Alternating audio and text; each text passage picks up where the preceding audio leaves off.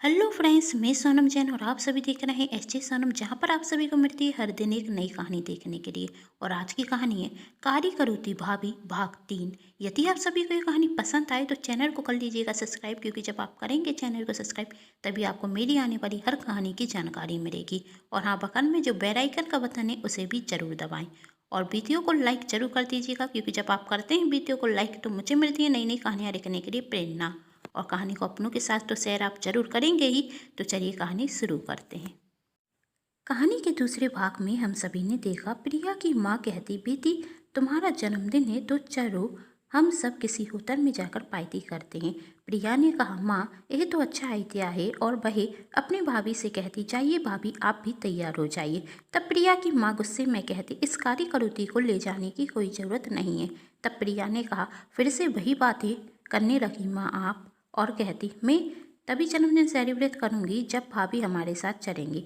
प्रिया की माँ गुस्से में कहती, जैसा तुझे ठीक लगे वैसा कर। प्रिया अपनी भाभी मम्मी पापा के साथ एक होटल में जाती, जहाँ प्रिया की दोस्त अंजलि और निधि भी होती। और वह प्रिया की भाभी को देखकर कहती, प्रिया तेरी भाभी तो कितनी कारी है। यह सुनकर प्रिया को गुस्सा आता और वह अपने दोस्तों पर गुस्सा हो जाती और कहती, अब मेरी भाभी के खिलाफ एक और शब्द कहा ना तो मुझसे बुरा कोई नहीं होगा। तब अंजलि कहती, तेरी भाभी कारी है तो कारी कहूंगी, तेरे चिल्लाने से हम शांत हो जाएंगे पर दुनिया नहीं। कहकर वह दोनों चली जाती। अंजलि और निधि के जाने के बाद प्रिया की माँ कहती, मैंने इसलिए मना किया था इस कारी करोती को अपने साथ लेकर आने के लिए, लेकिन तुम मेरी सुनती कहाँ हो।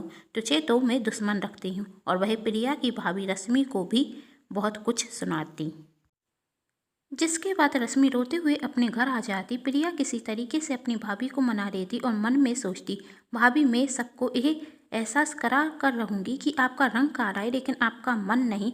आपके अंदर की खूबी सबको बता कर ही रहूँगी और सब लोग आपके रंग को नहीं आपकी खूबी को देखेंगे। अब देखते हैं आगे क्या होता है।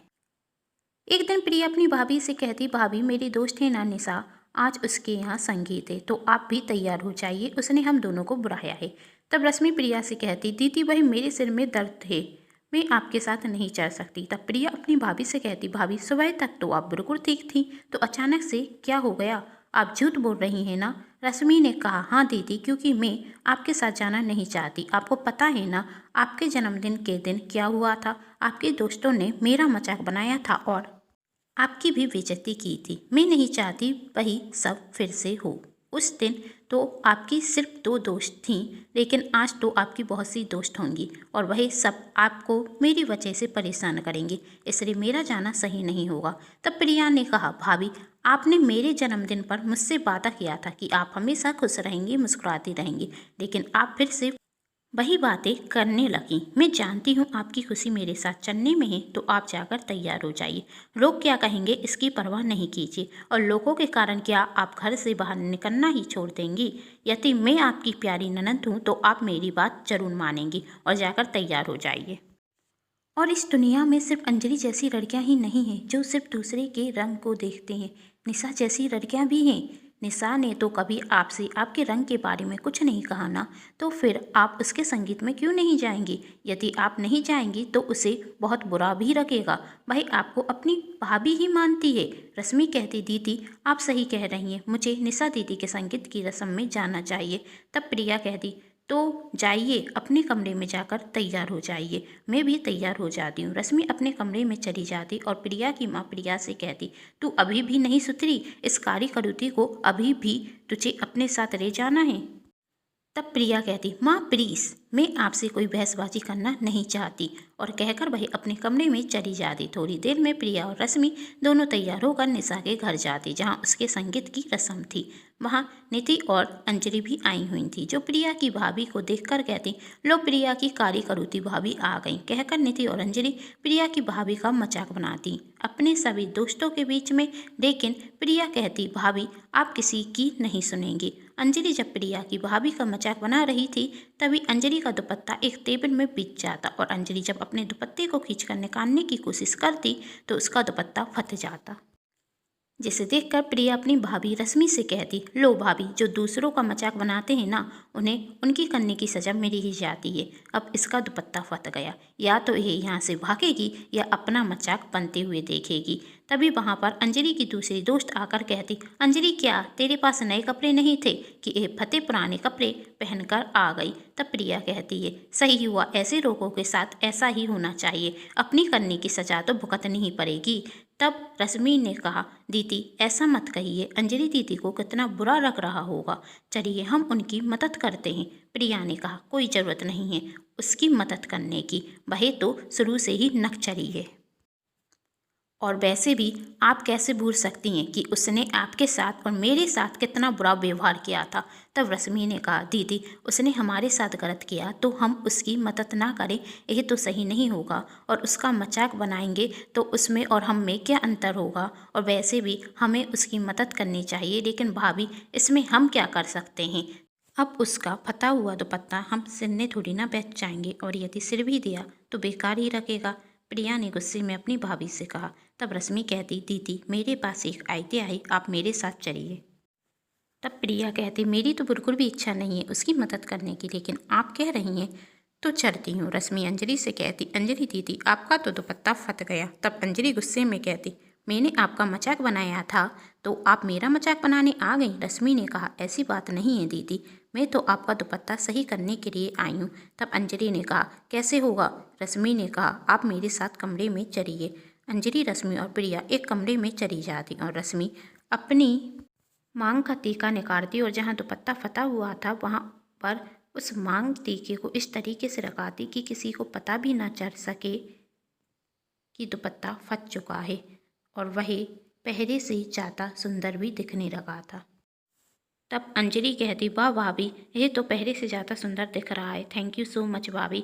और आंसू भरी आंखों से कहती, सॉरी भाभी, उस दिन मैंने आपसे कितनी बुरी तरीके से बात की, लेकिन फिर भी आज आपने मेरी मदद की। सच कहती है प्रिया, किसी के रंग को नहीं उसके मन को देखना चाहिए, और सच में आप मन से बहुत सुंदर हैं, और सच में प्रिया तू लकी है कि तुझे इतनी अच्छी भाभी मिली। प्रिया ने ऐरते हुए कहा, जानती हूँ तुझे बताने की ज़रूरत नहीं, और वह प्रिया से भी माफ़ी मांगती तो प्रिया अपनी भाभी से कहती, भाभी करती ना मदद, अब चलिए हमें घमंडी लोगों से बात नहीं करनी। तब अंजलि कहती, सॉरी यार, अब माफ़ कर देना। रश्मि ने भी प्रिया से कहा, दीदी पुरानी बातें जाने दीजिए, अब अंजलि दीदी माफ़ी मांग रही हैं तो इन्हें माफ़ कर दीजिए ना। तब प्रिया कहती, भाभी के कहने पर तुझे माफ़ कर रही हूँ, लेकिन आज के बाद तूने किसी का भी मजाक बनाया या गलत कहा ना तो माफ़ नहीं करूँगी। तब निशा की छोटी बहन वहाँ आती और कहती, आप सब यहाँ पर क्या कर रही हैं, चलिए नीचे, निशा दीदी आप सभी को बुला रही हैं। वही चारों नीचे जाती। तब निशा प्रिया से कहती, तूने तो कहा था कि तेरी भाभी बहुत अच्छा गाना गा लेती हैं, और आज मेरे संगीत के दिन ही गाना नहीं गाएंगे, तो कहना रश्मि भाभी से कि वह गाना गाएं। तब प्रिया अपनी भाभी से कहती है, भाभी आप गाना गाइए ना। तब रश्मि ने कहा, नहीं नहीं मुझसे नहीं गाया जाएगा।